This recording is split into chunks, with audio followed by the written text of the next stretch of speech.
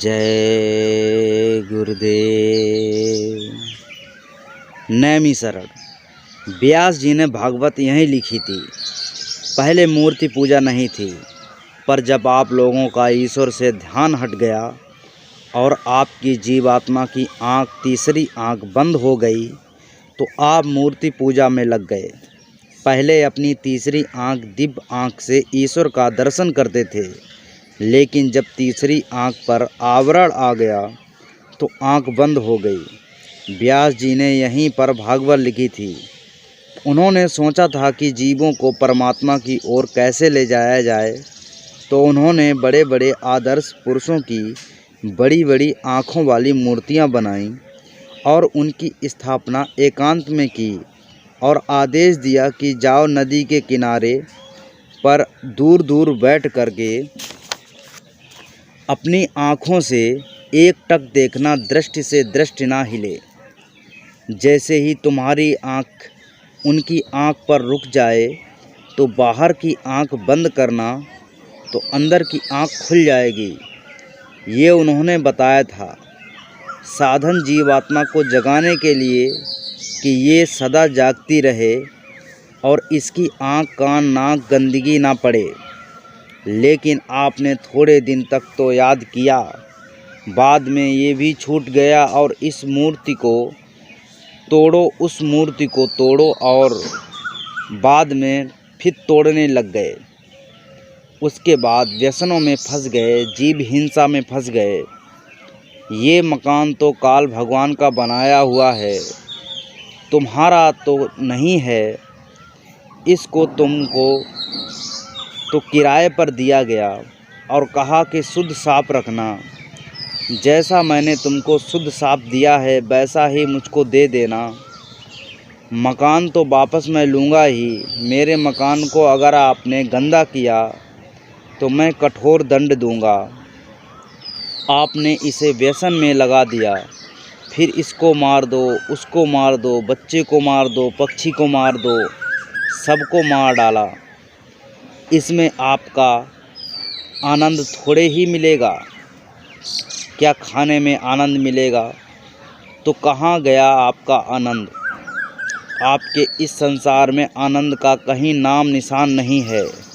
ये जो आपको क्षणिक ठंडक मिलती है, वो तो जीवात्मा की छनकर ठंडक जाती है और तुम्हारी इंद्रियों को मिलती है। वहीं तुम्हारा क्षणिक आनंद है। वह तो कह रहा है कि मैं काल रूप हूँ, अच्छे बुरे कार्यों का सजा देता हूँ। काल रूप मैं तिन्हकर भ्राता, शुभ और अशुभ कर्म फलदाता।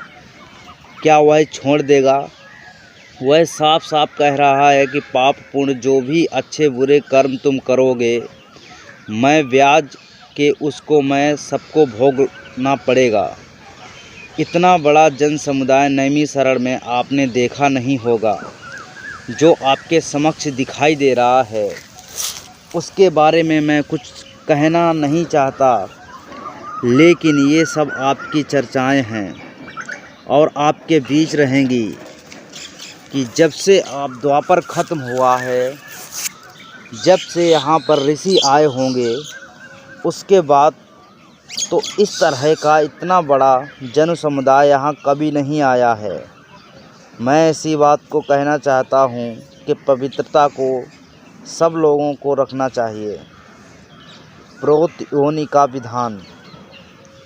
जब आपने इतने जघन्य बुरे काम किए कि 5 महीने का बच्चा गर्भ में गिरा दिया, आदमी को मार दिया, किसी औरत को मार दिया, मुर्गी को मार दिया, भैंस, सूअर, बकरा, खरगोश को मार दिया, ये जितने जीव जंतुओं की हत्या करते हो, उन सबको उस आयु को सांसों की पूंजी पूरा करने के लिए प्रेत योनि मिलती है। उस शरीर में जिसका समय बाकी रह गया, वे सब तब तक प्रेत योनि में रहेंगे जब तक सांसें पूरी नहीं हो जाती। प्रेत योनि सबसे खराब योनि है। प्रेतों का पेट बहुत बड़ा होता है और भूख बहुत ज़्यादा लगती है। इतनी ज़्यादा लगती है, कोई भूख के मारे पागल रहता है।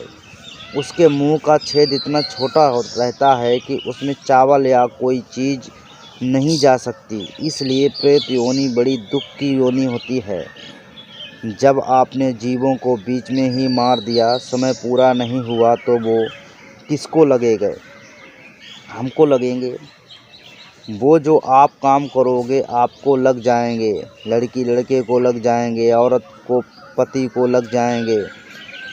तो बीमारी लग गई, फिर दवा खाते रहना। दूसरी प्रेत आत्मा लग गई, फिर तीसरी लग गई, दवा खाते रहो। यही सब होता रहेगा और अच्छा नहीं होगा। आप तो यह कर्म विधान समझते नहीं हो कि किसका क्या विधान है। इसको योगी लोग ही जानते हैं और कोई नहीं जानता। संत तो सब जानते हैं, लेकिन योगी भी जानते हैं कि वास्तव में ये कैसा विधान है। आप इसके ऊपर बुद्धि में समझना चाहते हो तो ऊपर की बुद्धि से नहीं समझ सकते। बाबा जी ने कहा कि जब से आपका राज्य हुआ है, इतनी हिंसा हुई है, इतने आदमी पशु पक्षी जानवर मारे गए हैं कि जीव आत्माएँ भूत प्रेत योनि में चली गईं। सब भूत हो गए।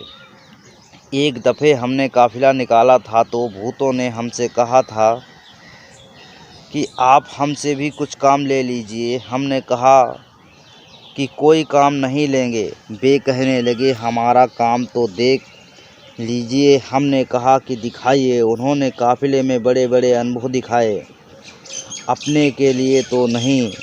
वो तो अगर भूतों से काम ले लूँ तो आपको रात को उठाएंगे और ऐसी बात कहेंगे आप उनकी बात सुनकर अर्धरात्रि में ही उनके अंधेरे में उनके साथ चल दोगे। लेकिन मैंने उन भूतों से कोई काम नहीं लिया। उन्होंने तो कहा था।